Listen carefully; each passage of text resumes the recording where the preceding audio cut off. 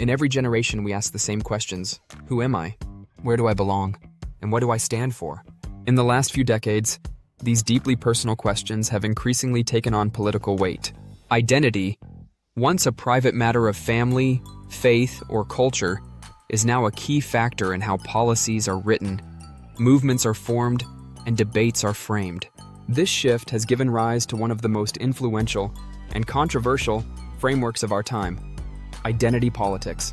But what changed? Why did this way of viewing the world become so prominent? And why does it stir such intense reactions? To understand today, we have to start with history. In the 1960s and 70s, many political movements were born out of shared struggles. The civil rights movement, women's liberation, gay rights. These weren't just social causes. They were groups of people who had long been left out of the broader national conversation, standing up and saying, "We exist. We matter. We deserve equal treatment." In that context, organizing around identity was not about division. It was about recognition. For many, it still is. But in recent years, something subtle, yet significant, shifted.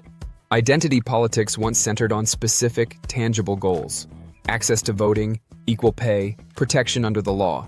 But in today's climate, it can sometimes feel like the categories have multiplied, the language has become more abstract, and the definitions more rigid. As a result, conversations that were once about unity through justice have, at times, become exercises in sorting into groups, labels, and hierarchies of grievance. That's not necessarily anyone's fault. In a world of billions, people naturally search for smaller circles to feel seen and understood. But when political power, cultural capital, and even moral standing are tied to which group you belong to, the stakes of identity become more than personal. They become political currency. At its best, identity politics highlights real disparities and gives voice to those previously unheard.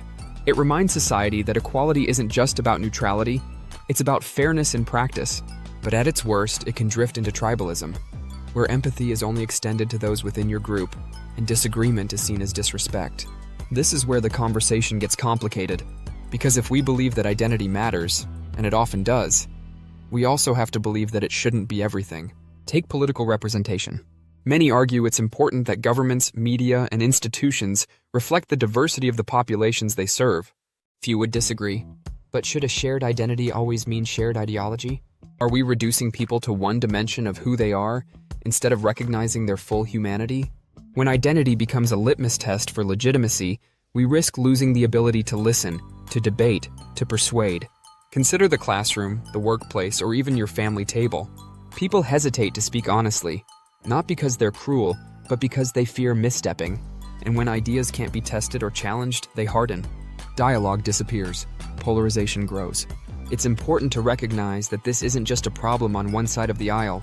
Political movements across the spectrum use identity, national, cultural, religious, to rally supporters and draw lines between us and them.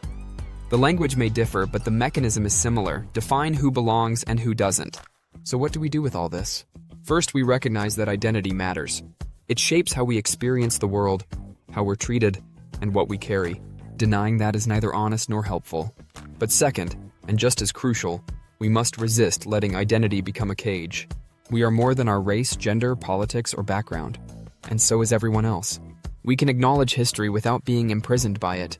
We can celebrate differences without assuming they define everything.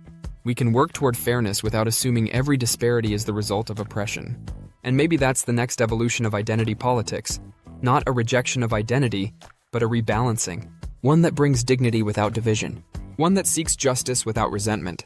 One that embraces complexity instead of demanding conformity. Because the real challenge of this moment isn't just political, it's philosophical. Can we hold multiple truths at once? That people can be both privileged and struggling. That a system can be flawed and still worth improving. That individuals are never just one thing. If we can do that, if we can move beyond the scorekeeping and toward a more grounded kind of empathy, then maybe identity politics doesn't have to divide us. Maybe it can remind us that before we were groups, we were people, and behind every label is a life.